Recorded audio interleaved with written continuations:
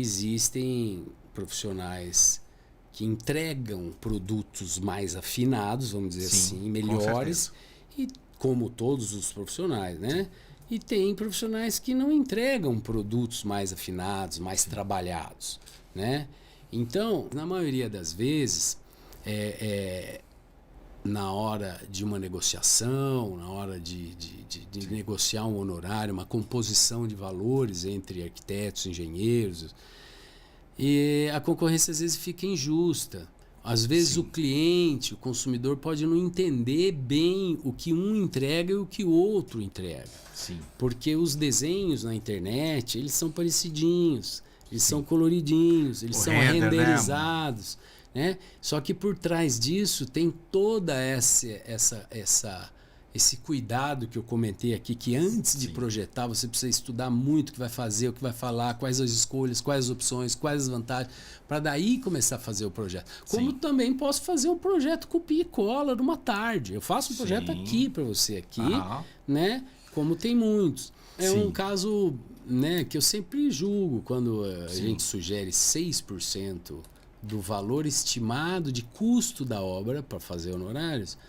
O corretor de imóveis cobra 6% do valor já agregado. De venda. Às vezes a gente pensa, é só vender. Não, ele está ali, ele precisa ofertar para X mil pessoas, fazer marketing, argumentar, né? Fazer, justificar para fazer a venda. Tá certo ele de cobrar os 6% e não abrir mão.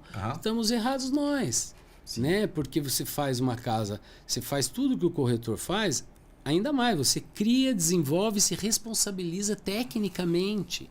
Não é a despesa do grafite, só do intelecto. É a responsabilidade técnica que você tem sobre uma casa de 5 milhões.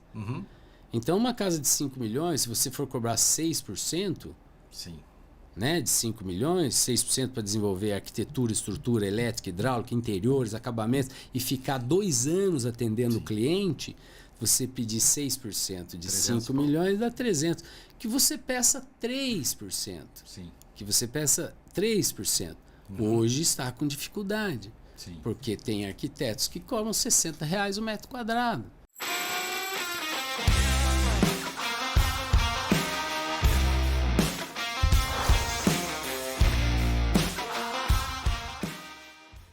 Fala pessoal, mais um ManzaCast. Nosso canal é dedicado a falar sobre arquitetura e engenharia, trazer todo mundo ligado ao setor da construção civil. Agradecer os patrocinadores, Obratec Projetos e Polo Vale Decor. Os episódios são exibidos às quintas-feiras, às 8 horas, no YouTube. Hoje eu estou com um querido, uma pessoa aqui muito bacana, vai ser um papo super legal. Quem sempre falou muito dele para mim foi o Bob Krell, né? Filho da Olga Krell, que foi o criador da revista Casa Cláudia, que virou, acho que era a revista Casa, depois virou Casa Cláudia, e hoje em dia isso foi evoluindo, que virou o Casa Cor hoje em dia, né? É tudo do Grupo Abril, então foi uma evolução. Estou aqui com o Alfredo Cobassi. Fala, Alfredo, tudo bom? Lúcio, prazer estar aqui, viu? Beleza? Estávamos a marcar já faz um tempo, né? Faz um tempão, né? Estou muito feliz de estar aqui, conhecer o seu estúdio. Legal. Especialmente também sobre a sua empresa que eu estou conhecendo e quero falar um pouco disso. Estou admirado de saber. Beleza. Alfredo, conta pra gente quem é o Alfredo. Você é de Taubaté? Lúcio, eu moro em Pinda desde que eu nasci, né? Família de lá, e nasci em Taubaté. Nasci em Taubaté e sempre morei em Pinda, né? Minha família toda. E eu passei minha infância lá, estudei em Taubaté, né? Fiz arquitetura em Taubaté. E me formei em 1987. Entrei em 83 e fui em 87. E naquele tempo, o que você pensou? Por que estudar arquitetura? Olha, na verdade, eu quando fazia colegial, eu já fazia alguns desenhos para alguns professores que eram engenheiros. Legal. Então eu aprendi a fazer com um colega meu. Já tinha uma habilidade ali. A gente fazia para ganhar alguma coisa, ganhar um dinheiro, né? Para poder... então nós fazíamos alguns desenhos com nanquim, com normógrafo, para alguns professores que eram engenheiros. Eu tenho um amigo, Marcelo Samartim, que era muito bem, e somos muito amigos, e ele fazia escola técnica em Taubaté, né? E acabou até me ajudando, me ensinando, e nós fazíamos alguns trabalhos. E por ali eu comecei a desenvolver, tomar gosto. E o meu pai também, apesar de ser advogado, ele fez arquitetura. Ele parou de exercer a profissão como advogado. Fez 2, 3 anos de arquitetura depois de 4 filhos. Então ele estudava em Mogi, saía de Pinda e ia para Mogi. Depois até desistiu, mas ele tinha um dom artístico, fazia algumas obras, alguns quadros, gostava de fazer projetos, chegou a fundar uma construtora junto com o Jair Vieira Filho, montou a Fabrilar, depois ele saiu. Então isso me incentivou muito. Meu pai foi uma das pessoas que me inspirou. Mas quando eu fui fazer vestibular, eu realmente estava em dúvida. Eu entrei na engenharia civil. Sim. E não me encontrei muito na engenharia civil, né? Achei muito técnico, muito cálculo, e cheguei a mudar para arquitetura. Aí fui para arquitetura, me encontrei, achei bacana e desenvolvi, né? Beleza. E como é que foi o início de carreira na arquitetura? Foi muito bom.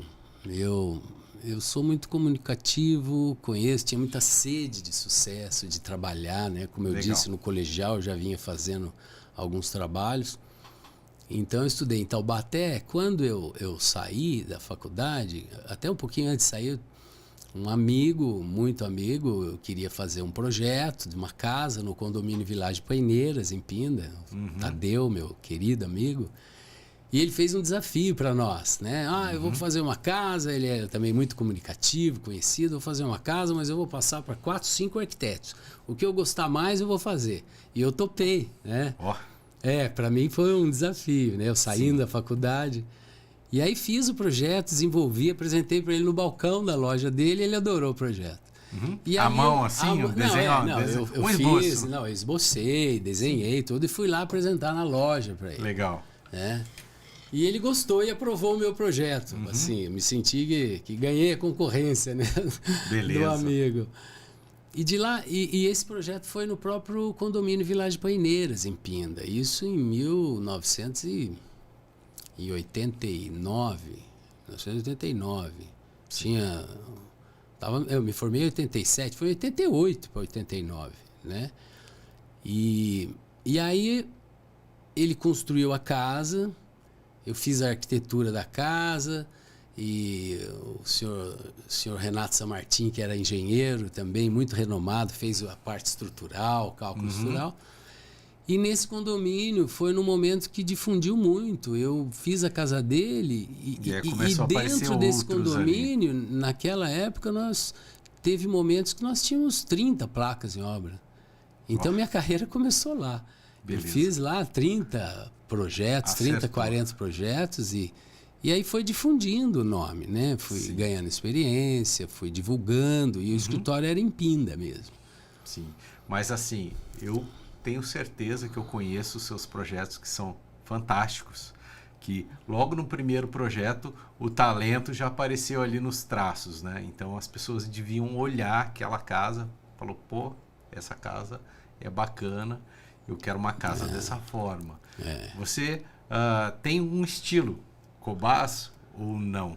Eu acho que a gente tem, sim. Isso é uma coisa que a gente desenvolve, né? Eu fiz estágio com o Valdir Kunderi, o Januário Cosi e com o Dedé, que era José Avelino, que é a pessoa que eu tinha mais contato. Um escritório que tinha muito sucesso em Pinda. O Dedé era um arquiteto de mão cheia e quando eu estagiei lá eu aprendi muito com ele. E ele realmente tinha e tem uma arquitetura diferenciada, uma arquitetura muito integrada, ousada. Desenvolvia muito, naquela época fazíamos muito conjunto de telhados, né, jogos de águas e tal. Eu aprendi a fazer bastante composição de telhados, que é um desafio, né, geometricamente. Isso fez com que eu conseguisse despontar um pouco, as pessoas passaram a gostar do meu trabalho. Sim. E era uma arquitetura sempre, eu sempre digo e falo até hoje, com um pouco mais de amplitude visual. Eu tentava integrar os espaços. De modo que isso eu falo até hoje, eu não sei fazer diferente, eu digo. Aquela casa que você entra, você tem visão da sala, do estar, da varanda, do gourmet, da piscina. Então, essa ideia de integrar os espaços sempre foi uma marca, sempre foi um partido que eu adoto para casas pequenas, médias, grandes, né? Claro, cada uma com o seu dimensionamento, com a sua distribuição em função das necessidades. Mas isso ajudou muito, foi muito legal para a gente criar esse conceito que vem até hoje. Sim. E as transformações foram acontecendo diversas, dá para citar um monte, né? Sim, aí você falou dos encontros dos telhados ali geometricamente. Às vezes um encontra com o outro e não bate o ângulo ali, deu errado, né? Então tem uma certa complexibilidade nesses projetos. Esse é um tema que eu sempre gosto de falar e por muitos estagiários que nós tivemos, né, que a gente vai nos auxiliando, vai ensinando, vai aprendendo, vai trabalhando em conjunto. Eu costumo dizer o seguinte, que o grande desafio de qualquer projeto, até hoje, até os projetos que não têm telhados, que são telhados com água, telhado de madeira, que ele é assim ou ele é assim. Ele tem uma inclinação mínima, tem uma inclinação máxima, então você tem que respeitar. O maior desafio é projetar a planta junto com a externa, o interno com o externo. Entendi. Eu costumo dizer que é infeliz ou quase que errado você fazer uma planta sem pensar na forma externa. Sim. Né? Você tem que saber onde você quer chegar para você poder fazer a distribuição interna que você quer, distribuição, né? A implantação da casa, mas já ir pensando o que está acontecendo lá fora. Porque quando você faz uma planta, você gerou um perímetro, você gerou uma volumetria. Sim. Se eu jogo um pavimento superior inteiro em cima, eu tenho um caixote. Como é que eu vou cobrir isso? Assim? Assim? Não, então você começa, às vezes, a decompor a forma, separar um pouquinho, dividir, pôr uma caixa d'água no meio, para começar a estudar como compor as águas. E essa é a grande briga para formar uma planta organizada, bem dimensionada, com fluxo bom, mas com uma volumetria externa trabalhada. Sim. Esse é o grande desafio, né? E assim, no início, né, os tempos mudaram muito, né, de hoje em dia para 37 anos atrás, como você está citando. A dificuldade de desenvolver um projeto naquele tempo deveria ser muito maior, né? Porque você ia fazer um esboço ali num papel vegetal ou papel manteiga. Como que era trabalhar né, em cima da lápis e caneta mesmo? Então, eu também aprendi uma coisa que eu uso até hoje, né? Que é o seguinte, eu chamo que os estudos, né? O anteprojeto, eu chamo de estudos e ensaios. Com essa necessidade de conciliamento de arquitetura, forma, né? Opções de desenho, né? Eu sempre utilizei o desenho à mão com grafite e com papel manteiga. Eu tenho uma sala cheia de papel manteiga que eu ganhei até de uma fábrica uma vez. Então eu ponho a planta na escala e jogo o papel manteiga e vou ensaiando. Eu chamo de estudos e ensaios. E esse exercício é fundamental para destreza, para criação. Então eu não uso borracha praticamente. O ideal não é gastar papel, gastar ensaio, não ter medo de riscar. Isso é a recomendação, porque o projeto ele não sai na inspiração de minutos. A inspiração vem, mas aí é a transpiração. Então, para fazer um projeto desse que necessita um conciliamento entre o interno e o externo, muitas vezes eu já tive mais de 60, quase 100 croquis de uma casa grande. Então, ponho, ensaio a planta, colocando já os móveis, os fluxos, tudo à mão e na escala. Você vai ganhando uma praticidade que você risca 10 metros, 10 centímetros, você quase que já acerta de tanto fazer, né? Aí eu não gostei dessa opção, eu ponho o papel em cima, risco o que eu quero e ensaio o que eu estou querendo. Sim. Ponho de novo, então você vai ensaiando. Vai melhorando aquela planta, né? Ao final do dia você tem um painel, pendura na parede às vezes, com todos para você olhar e tentar argumentar qual tem sido melhor. O que eu conciliei mais, o que está mais esteticamente melhor, o que está economicamente viável, né? Então esse exercício de planta e fachada, planta e volumetria externa, esse é tudo na vida, eu acho. Para sair um projeto bacana. Sim, e naquele tempo, né, para você, você não conseguia fazer tantos detalhes, né? Principalmente interiores, que a arquitetura mudou muito, né? Aí não tinha uma revista, um Pinterest, que você põe lá uma palavra e busca trocentas referências, né? Então, é tudo diferente. E os materiais também. Tinha a Telha Norte? o Telha Norte. Acabou. Só tinha aquele piso ali. O mais bonito era o porcelanato, beijinho lá. Acabou. Então, esse é um tema interessante e abrangente. Sim. Porque nós fazíamos, né, voltando, esse exercício à mão, a lápis, até formar a carcaça ideal. E a planta com mobiliário. Sim. E depois suava a camisa para fazer um desenho em perspectiva e ilustrar com lápis de cor e tal. Pois bem, aí aprovava na prefeitura, fazia estrutura elétrica e hidráulica e ia para as lojas escolher os materiais. Sim. E muitas vezes desenhava à mão, olhando o material na loja, em casa, para tentar conciliar e escolher a oferta que não era tamanha. Eram poucas ofertas de materiais, de louças, de metais. Hoje eu costumo dizer que nós somos privilegiados, né? A minha faixa etária viveu o antes da internet e o depois. A indústria da construção tomou um rumo gigante de opções. Sim. De materiais, de acessórios, de tecnologia. E mudou muito. Eu acho que esse é um tema muito legal que vale comentar, né? A tecnologia hoje, a disponibilidade de imagens de referência, como eu disse anos atrás, era a Casa Cláudia só, e um livro que se esperava 2 meses para chegar. Hoje, como você diz, Pinterest, você tem lareira, churrasqueira, casa branca, casa contemporânea, moderna, casa em penhasco, casa para tomar referências, né? Sim. Não só tipos de arquitetura, conceitos, como acabamentos, acessórios. Então, mudou muito o conceito, a forma de se projetar. Então, eu acho que o desafio agora é muito maior. Quando um cliente nos contrata, sim, a gente que se sente com uma experiência já de 37 anos, não tem como não abordar ao cliente mostrando tudo que tem no mercado. Né? Antes de começar a fazer o projeto. O programa, o briefing do projeto, ele tem que ser mais alongado.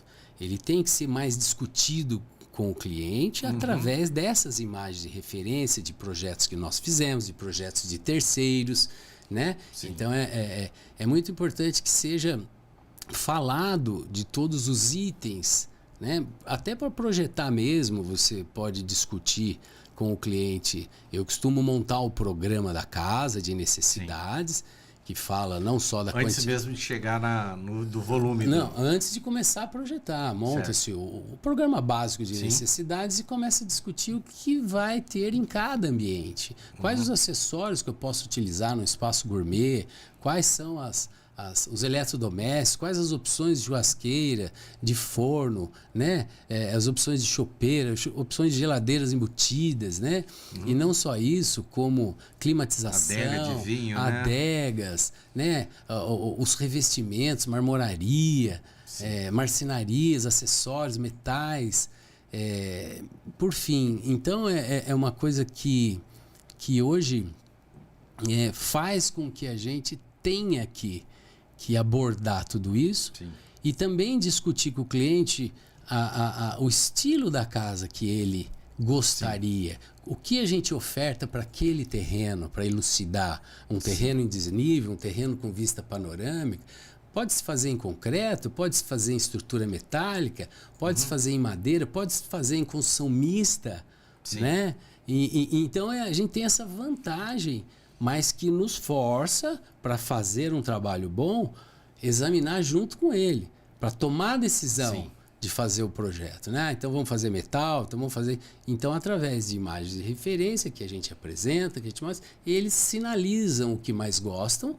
Em cima disso a gente explica a técnica construtiva que vai precisar, que precisa fazer, já examina junto a demanda sobre o budget dele, né? Para a gente poder sempre deixá-lo ciente e nessa definição toda poder orientar e ofertar, né? Porque na maioria das vezes o cliente quer uma casa maior, com mais espaço, mas também tem um budget limitado, então você pode fazer uma casa maior, né? Você tem que orientar para ele. Uma casa maior, porém com acessórios mais simples, porém com bom gosto. Ou você pode ter uma casa pequena, mais cara de uma casa grande, com acessórios mais sofisticados, e ajudá-lo a escolher, porque a indústria de construção ela oferta muito. Se não tiver uma orientação, na ansiedade que o cliente tem de fazer tudo melhor, ele vai tudo para o mais caro, tudo mais sofisticado. Então estoura, né? Então a gente é obrigado a cuidar disso. Sim.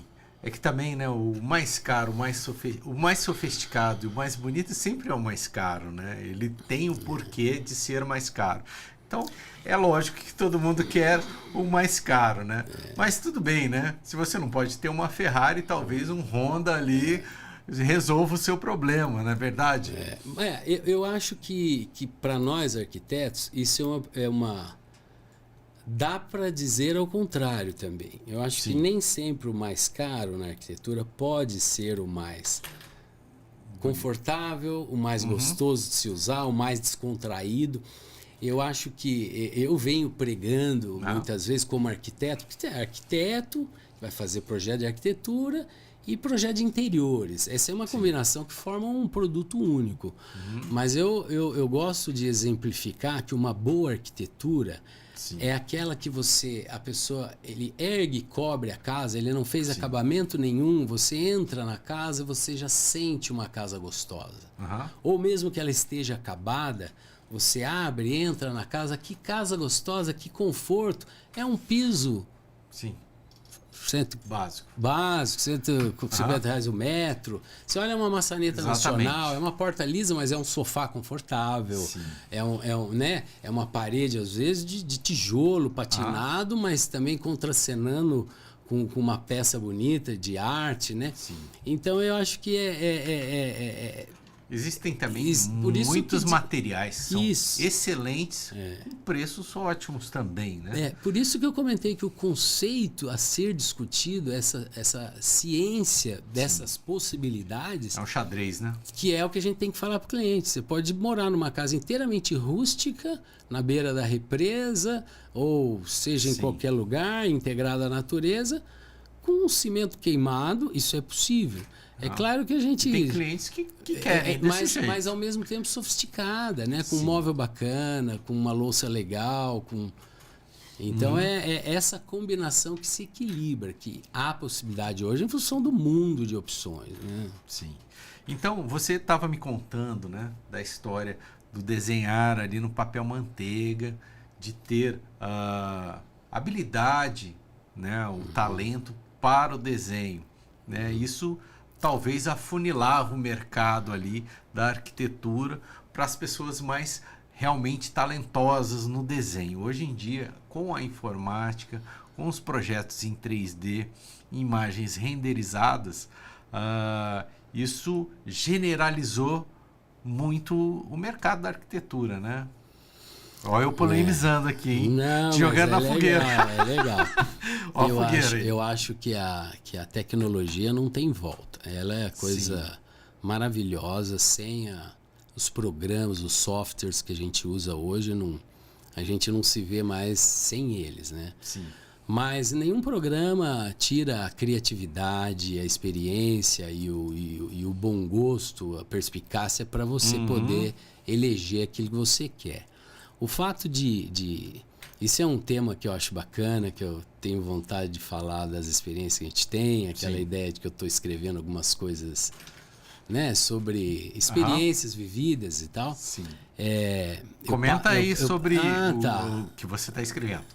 Conclui aí, depois a gente... depois eu comento sobre isso. Mas é um tema que eu brinco com os meus arquitetos, com os meus parceiros, estagiários, que eles não conhecem lapiseira, né? Não tem mais lapiseira. Sim. Esses ensaios à mão. Eu acho que tem projetos que não tem nem como projetar à mão. Essa é das antigas, hein? Eu tinha dessa aí, a Pentax, né? Essa aí, quem fez a faculdade de engenharia tinha uma dessa também. Essa aqui tem uma caixa, porque a gente acaba largando. Perde. Então, assim, eu acho que projetar à mão, quando você tem a destreza, essa ideia de papel manteiga, à mão, o raciocínio é mais rápido. Se eu quero fazer uma curva, eu faço uma curva à mão. Se eu quero fazer uma curva no computador, é linha, arroba, tem a linguagem do computador. Então sai da minha cabeça, vai para a linguagem, vai para o desenho. À mão, os ensaios são mais rápidos, são mais produtivos, né? No computador, eu sinto que o pessoal que projeta direto no computador procura ser mais assertivo, acertar de primeira. Então, às vezes, eu sinto que pode deixar de estar ensaiando mais possibilidades. Sim. Eu acho que tem uma tendência... É bem claro que também faça um projeto, arquiva, faz outro.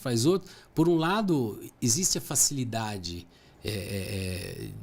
de se criar. Para se desenvolver é indiscutível, mas para criar eu acho que a mão é bem interessante quando você quando gosta, quando tem destreza, né? Mas até um limite. Depois que se tem esses croquis à mão, depois se quiser a gente pode mostrar uma oportunidade, as fases de um projeto até chegar, né? Aí quando a gente já está um pouco mais afinado, sabendo o que é o conceito de distribuição, a forma desejada, porque é tudo já preto e branco. Às vezes usa uma canetinha para se divertir, para dar uma cor, para a gente se convencer de que aquilo está legal. Nós, arquitetos. Você só apresenta um projeto quando você está convencido, né? Fala, pô, isso está legal, eu faria para mim. Aí pega esse projeto e passa pro arquiteto colaborador, que vai pegar aquilo e vai continuar criando, dando as sugestões dele, ajustando e devolvendo para nós. Daí começa o bate-bola entre o que estava à mão no computador até afinar o produto final, onde aí é indiscutível as facilidades, escolher mobiliário, escolher materiais. Hoje tem as bibliotecas de paisagismo, de revestimentos. Aí é muito bom, a gente que está criando a mão fica ansioso para ter o feedback deles, né? Sim. Então, acho que para criar é em conjunto, né? Sim. É em conjunto. Só de ouvir você falando do desenho que você vai desenvolvendo, fazendo a curva, eu imagino que para você ali estar com o cliente, fazer os rabiscos, você também consegue falar sobre aquele projeto ali com muita fluência. Isso também deve trazer para você uma certa facilidade em mostrar esse projeto e o cliente aceitar todas as suas opiniões ali, que devem ser as melhores, é claro. Então, eu vejo que você não deve ter dificuldades com o cliente. Você consegue resolver as coisas muito bem ali, né? Eu tenho um comentário, você tocou num ponto muito bacana, que eu já tive experiências que você fica no escritório 1, 2, 3 semanas fazendo o projeto. E quando você termina o projeto, que ele já está bonito lá, colorido, em tridimensional, por muitas das vezes eu quebrei a cara mostrando o que eu achava de mais bonito, a fachada, direto para o cliente, assim. O cliente mal chegou... Começa pela fachada. Fala, olha lá a sua casa. E por muitas vezes, não gostei por causa disso, daquilo. Aí eu descobri... Aquele balde de água fria era... Nossa, é decepcionante. Você ficou 3 semanas fazendo, mas o erro foi de quem apresentou o projeto. Não é assim que se apresenta o projeto. Eu digo hoje para os meus colegas, esse é tema que a gente comenta, né? Eu digo o seguinte, se eu fiquei ali e fiz 40 croquis, 20, 30, 40 ensaios, como eu acabei de falar, né? joga para lá, põe para cá, joga assim, faz assado, né? Até eu chegar naquele formato, Sim. eu não posso mostrar ele direto. Eu no tenho final, que, né? Tem que fazer umas intermediárias ali. Hoje, não, eu posso até fazer a reunião no mesmo dia, mas eu não saio mostrando fachada direto, nem a planta pronta. Sim. Eu pego os croquis, os ensaios, Exato. sento, por mais... Para você ajustar durante a construção, né? Rabiscos que seja, eu vou te apresentar um projeto agora. Lúcio, olha, aqui eu comecei fazendo isso, o terreno era esse, joguei a casa em L, joguei a piscina para cá, o sol vem de lá, depois eu passei para isso aqui, ó, joguei para lá, apertei aqui, depois eu vim para cá, depois eu fui mudando, ó, você entra aqui, até chegar naquele último croquis meu, que é mais afinado, a mão mesmo, onde eu já tenho até um paisagismo, né? Então eu mostro aquilo para você e eu vou fazendo você usar a sua imaginação ainda no preto e branco. Sim. Né? Às vezes quando eu entro na casa, eu falo, o cliente, ele vai construindo junto com você, né? Você passou aqui por baixo, vai ter um teto baixo com luminária aqui, a hora que você vê vai ter aquela visão ali, você só está vendo em planta ainda. E aí depois que eu mostro isso, aí eu caio na planta colorida e repito a apresentação mostrando. Lembra que eu te falei aqui que você passava de baixo? Olha lá a sacada ali de baixo. Sim. Agora, então eu vou na verdade apresentando o raciocínio lógico que eu tive. Sim, você vai fazendo a construção. A construção para você falar, nossa, tem razão, porque se eu fiz um estudo, cheguei a uma conclusão, eu tenho um argumento justo, lógico para fazer. Então é muito mais assertivo, o cliente participa, né? E você consegue argumentar com conhecimento de causa, porque foi estudado, né? Com certeza, né? E eu enxergo isso de tal forma que você faz exatamente a sequência que deve ser feita, né? Por muitos anos a gente fazia um projeto, mandava, é claro que seria um projeto preliminar, mas vinha as correções, né? Então, por isso que existem as fases, né? Você tem ali um pré-projeto, um anteprojeto, depois um preliminar, e aquilo vai evoluindo e você já vai construindo ele da maneira para quando chegar no executivo, ele acabou. Quando ele não chega, voltar para trás, quando ele chega em vocês, que acho que eu quero Sim. até comentar, né? Como eu disse, depois que a gente apresenta o projeto já em 3D, todo colorido, com uma filmagem, com a sugestão do sofá, da cadeira, da bancada, da chopeira, da churrasqueira, todo colorido, né? O cliente, ele já aprova ou tem alguma alteraçãozinha, até que quando ele aprova, aí nós vamos voltar a entrar em todos aqueles acessórios que eu falei para você, de que a gente vai ofertar. Nós vamos falar de ambiente por ambiente. Qual é o tipo da churrasqueira, o tipo da geladeira, da chopeira? Vai ter ar-condicionado, né, central, não vai ser central, tem climatização. Então a gente passa a trabalhar praticamente a parte interna, que é o design de interiores. A gente até mostrou inicialmente nos 3Ds internos, mas aí nós vamos aperfeiçoar o design de interiores, de bancadas, marcenarias, louças, metais, movelaria, decoração. Vamos marcar os pontos todos de infraestrutura elétrica, de infraestrutura hidráulica, de automação, de aquecedores, para poder preparar isso para mandar para obra técnica. Exatamente. Aliás, vale comentar aqui a todos que uma das coisas que eu estou muito contente, já te falei, é estar já trabalhando com vocês aí, com esses projetos. Gratidão pela parceria. Não, isso tem que ser comentado aqui para todos. É que a gente sempre sofreu muito com os projetos complementares de hidráulica, de elétrica, de estrutura, climatização. Eles não conversarem, né? E muitas vezes são profissionais, cada um de um canto. É claro, a gente sempre conseguiu fazer e tal, mas essa proposta que vocês têm hoje é magnífica, porque facilita muito esse preparo que eu tenho já de congelar a arquitetura que eu fiz, marcar tudo e passar para vocês, vocês abraçarem nosso cliente e a gente e trazer depois tudo compatibilizado, é uma coisa que não pode faltar.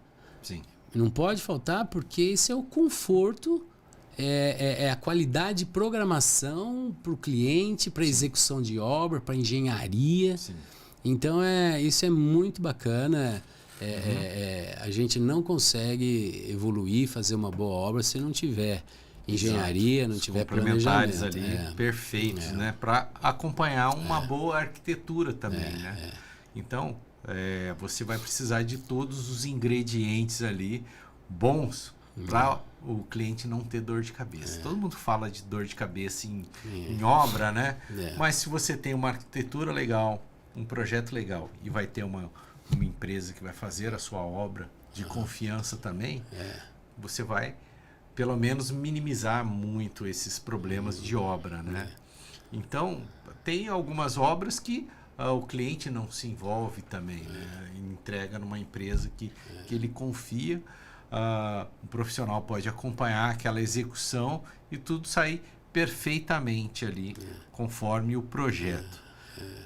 Mas quando o projeto bem especificado, bem orientado, né? O cliente fica feliz porque ele opta pelos acessórios quando são bem explicadas as opções, né? Você quer um aquecedor central solar, você quer um a gás, qual é a vantagem? Hoje tem a polêmica lá da fotovoltaica, para que eu tenha, né?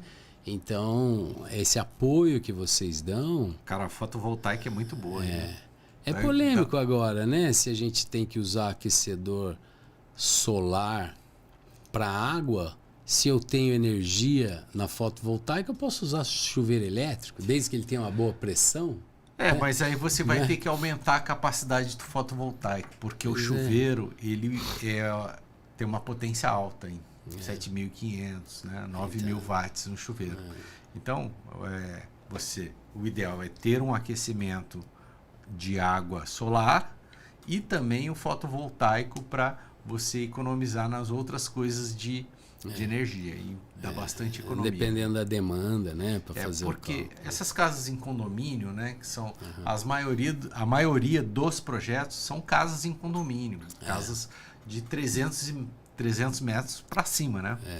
Então, essas casas tem uma conta de luz aí elevada por conta do tamanho da casa, da fiação que anda pela casa e dos componentes que estão ali dentro, né? Então, o cara vai ter uma conta de luz ali de R$500, R$600. Então, se ele conseguir tirar de 500 para taxa mínima R$130, ao longo de 2 anos ali ele paga o equipamento e nos próximos 10 anos é dinheiro no bolso, né?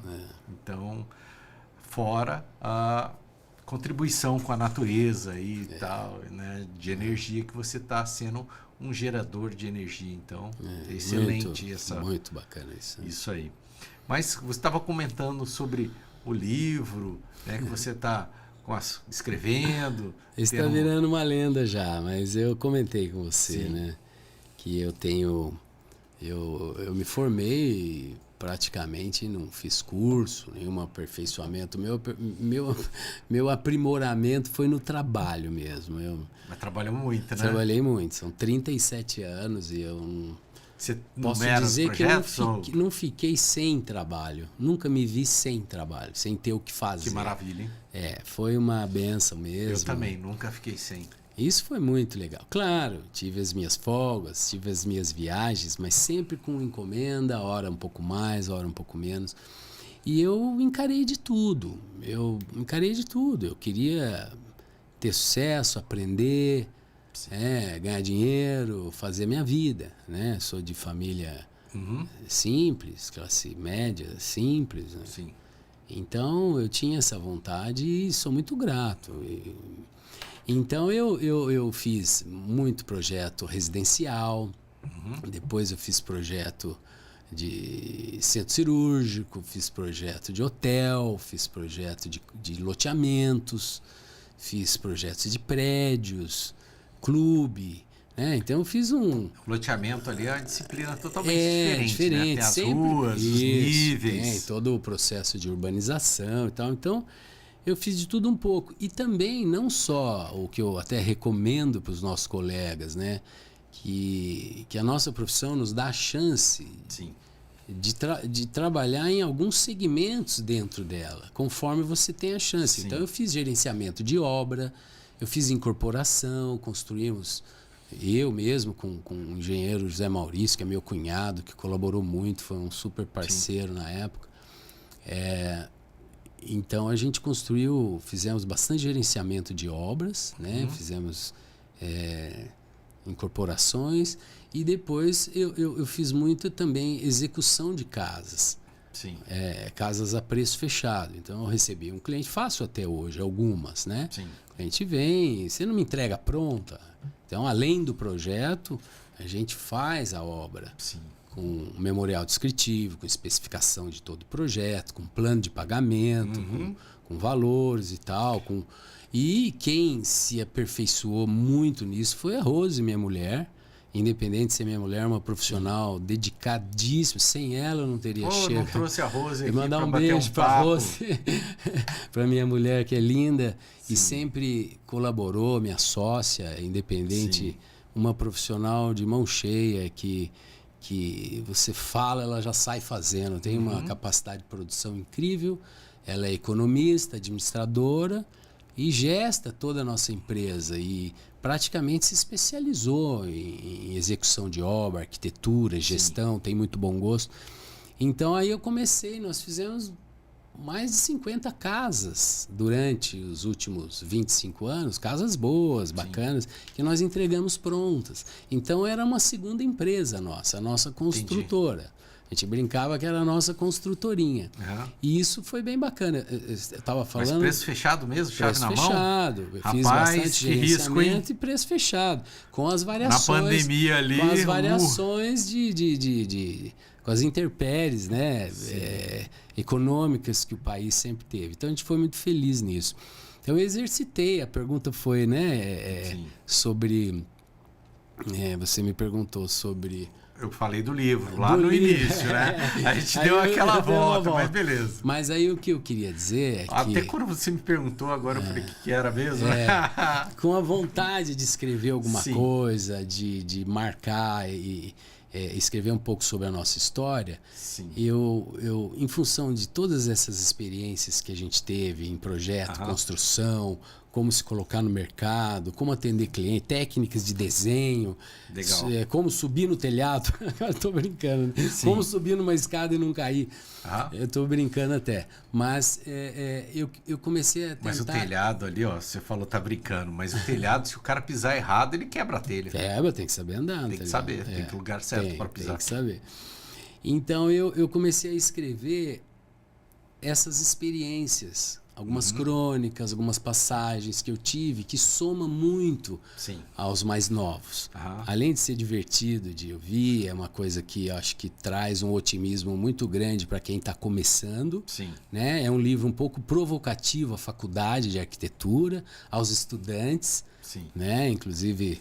Tá avançado já? Como é que tá isso aí? Não, ele tá... Agora eu tenho que... Você tá juntando um material ali. É uma coisa que não tem prazo, a gente fica um pouco relaxado, mas a ideia é mostrar experiências que a faculdade não disse e que não fala, que muitos professores acadêmicos não sofreram também.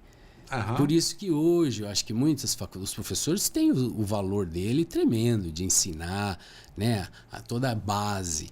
Mas, em contrapartida, eu estava reunido outro dia na universidade e tinha uma preocupação em chamar profissionais do dia a dia, como nós, assim, como, né, que rala, que trabalha, que bate a cabeça, para mostrar as experiências que às vezes o acadêmico não teve.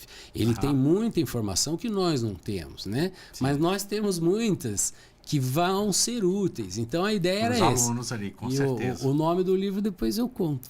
Mas ele é meio provocativo.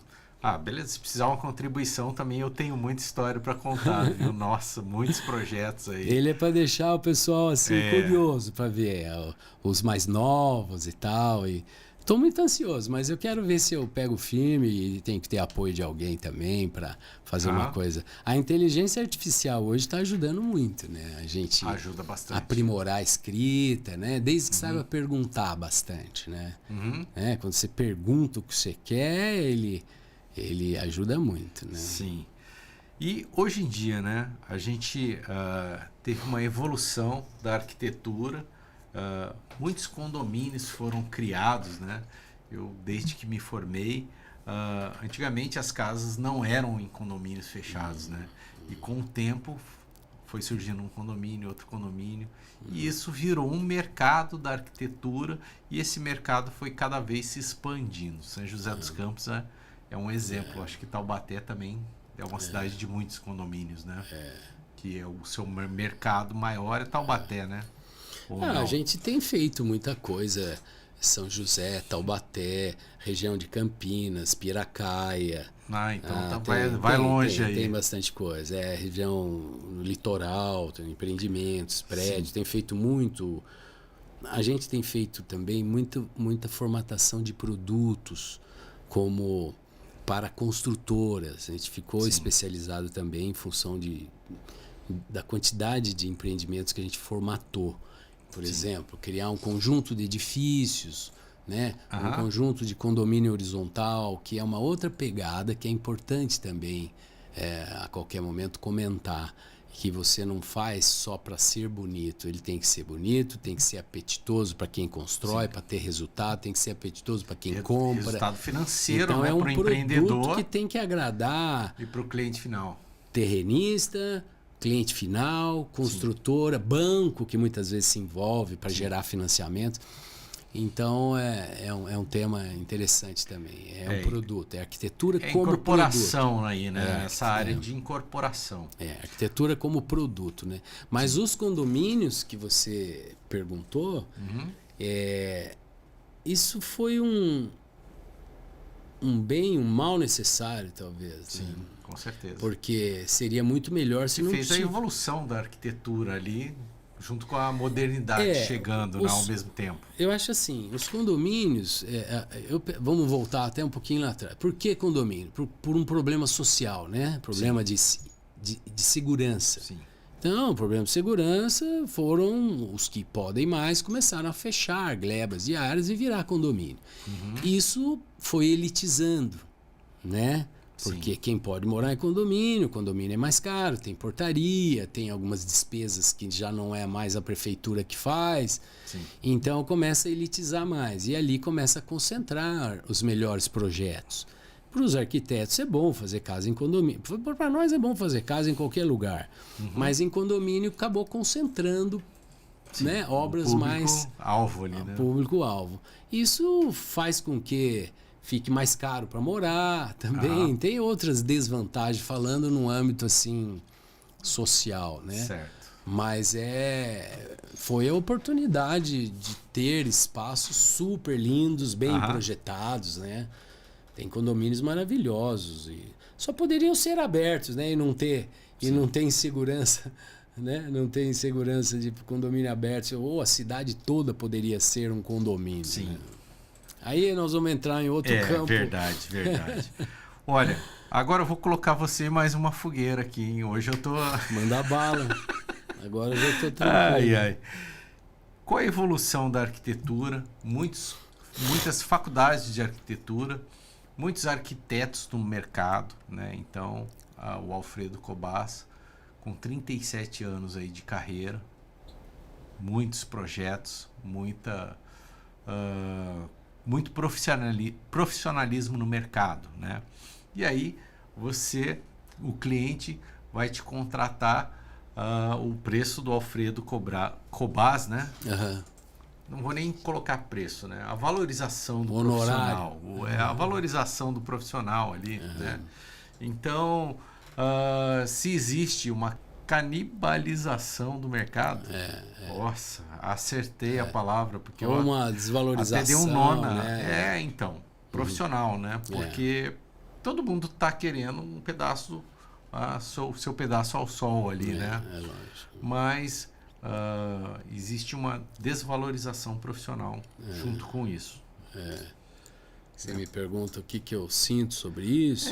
Porque eu também eu sinto isso no mercado, né? Porque vou comentar um projeto de engenharia completo, né? Ele não chega a 5% do valor do imóvel, né? Se você for pegar na ponta do lápis ali, um imóvel que custa, sei lá, 3 milhões, o cara vai pagar de um projeto ali 20, 30 mil reais ali de custo, né? Um valor de 3 milhões de reais aqui, eu estou fazendo uma conta por cima. Você tá falando... Um corretor de imóvel, ele não fez o imóvel, ele levou um cliente lá e fez uma venda. É 6%. É 6% do valor do imóvel agregado, do valor. Né? Com o terreno. Né? Então, não é o mercado que está errado. É o Cresce que está certo. E para mim, olha a fogueira, hein? O CREA e o COL, eles deviam de ter uma lei, uma regra, entendeu? Colocando um limite de valores aí para que isso melhorasse para todos. Isso é um tema muito polêmico, né, que a gente vem percebendo em toda a nossa trajetória. Né? Sim. E hoje estamos passando por um momento crítico, sim, de valorização de honorários profissionais. Sim. Mas acho que os grandes culpados são os próprios profissionais, Sim. né, que muitas vezes não valorizam o trabalho que fazem. E também, eu acho que como toda profissão, existem profissionais que entregam produtos mais afinados, vamos dizer assim, melhores, e como todos os profissionais, né? Sim. E tem profissionais que não entregam produtos mais afinados, mais trabalhados, né? Então isso faz com que há uma confusão muito grande na cabeça do consumidor. É claro que tem o consumidor que reconhece e sabe escolher. Exatamente. Mas na maioria das vezes,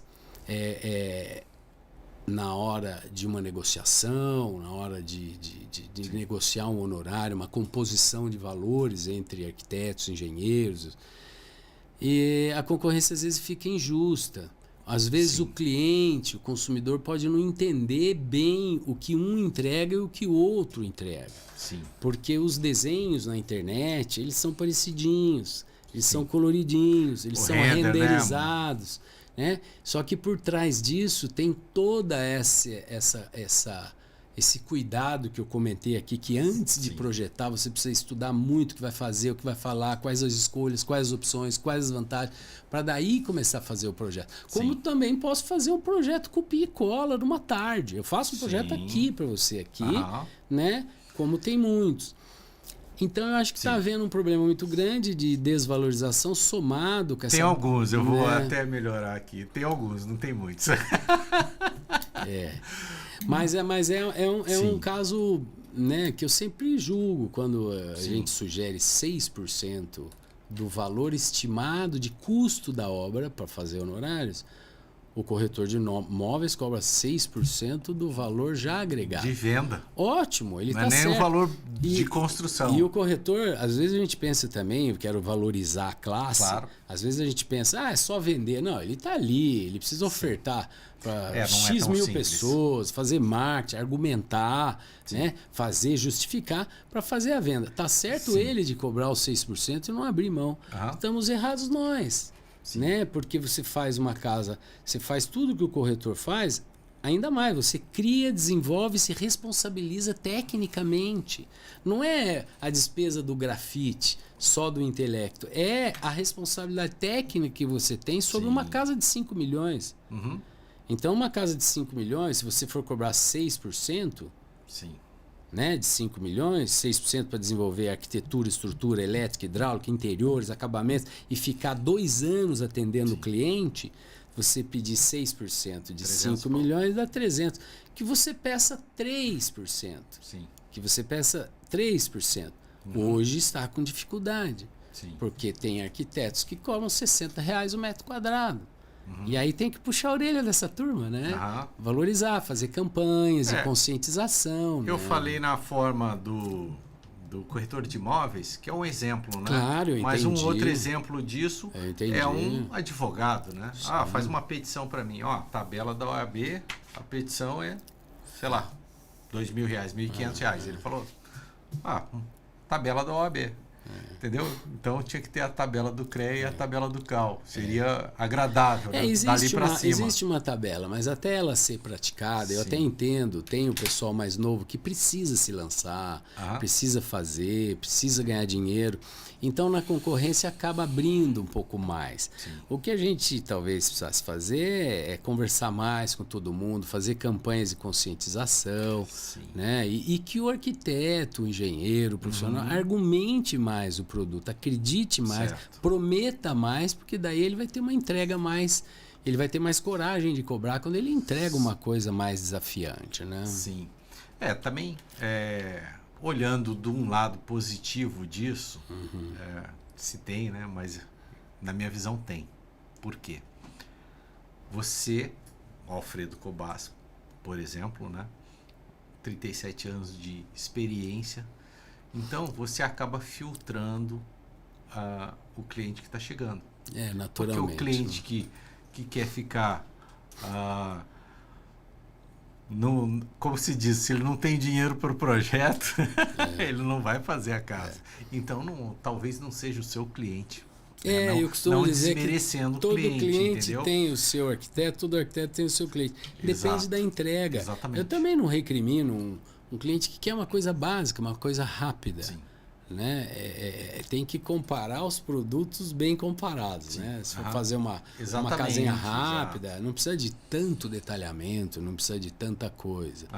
Então ela pode ser, né, uma coisa mais rápida. Hoje eu já entendo perfeitamente isso. Né? Mas mesmo assim existe uma fraqueza de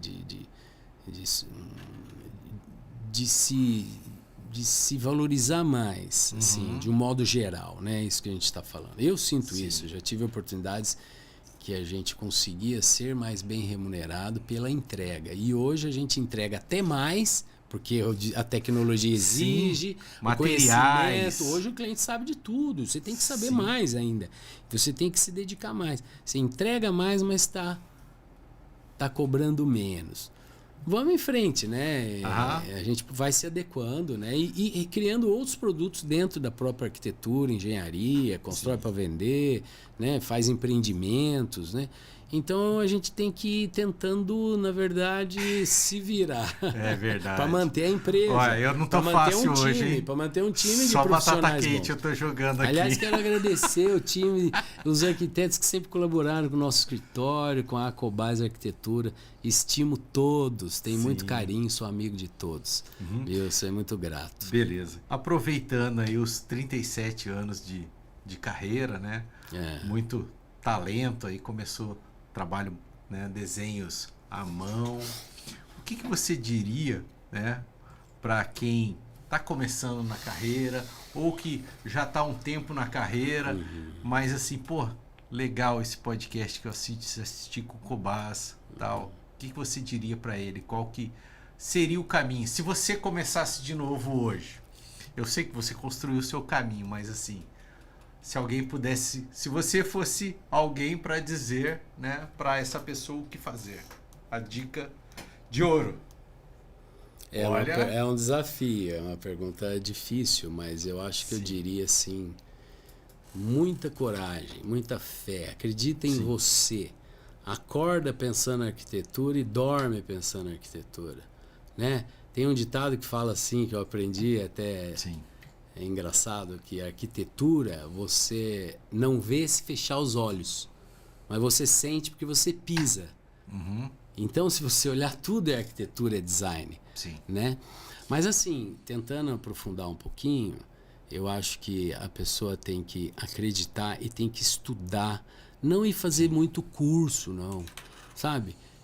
Aprender a se questionar, aprender a perguntar por quê, como que faz, por que é assim, aproveitar da mídia, da tecnologia para consultar, que tem hoje em dia. Né? Porque se a pessoa sabe perguntar, eu falei isso para minhas filhas, como que faz interiores, né? Perguntas básicas, aonde eu tenho, onde eu procuro, qual é o processo, se botar aqui no chat GPT, qual é o processo ideal para a criação de um ambiente? Qual é o processo? Exercício. Qual é a técnica para desenhar? Então, se a pessoa sabe perguntar, que ela se vicia a perguntar aquilo que ela quer chegar. Como ganhar dinheiro com arquitetura? Quais as possibilidades? Então, acho que eu diria isso. Tenha muita vontade, muita dedicação. Sempre deixe o seu recado, seja através da internet, seja pessoalmente, dizendo que você está à disposição. Promete bastante, porque quando você promete bastante que vai entregar um bom produto, você vai se esforçar e vai fazer. Então, eu acho que é isso. Aprender a perguntar, ter vontade, se comunicar, saber explicar às pessoas, atender o cliente com calma. Quando não sabe, não sabe. Mas eu acho que é isso. A questionar a si próprio. Maravilha. Gratidão, Alfredo Cobas. Papo aqui. Fantástico, muito bom, realmente. Obrigado.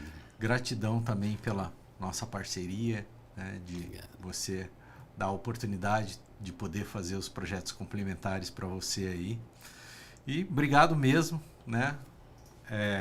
Pode fazer seus agradecimentos. Eu que agradeço também a você, sim, a Alexandra, que sempre tivemos contato, essa oportunidade aqui de canal aberto aí para a gente poder se expor, falar um pouco da gente. Eu tenho certeza que isso sempre soma muito na carreira da gente. Sim.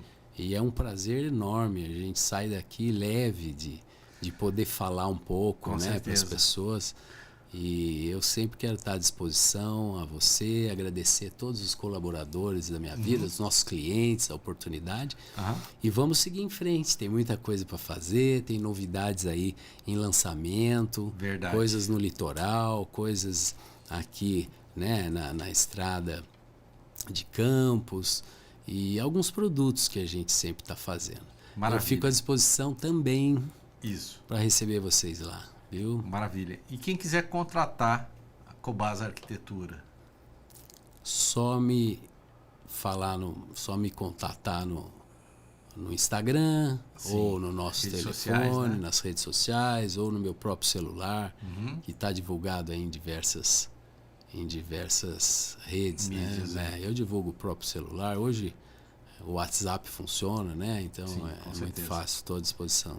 Beleza. Tá Gratidão. Bom? Muito obrigado. Show de bola nosso papo aqui. Obrigado. Obrigado, pessoal. Valeu. Até a próxima.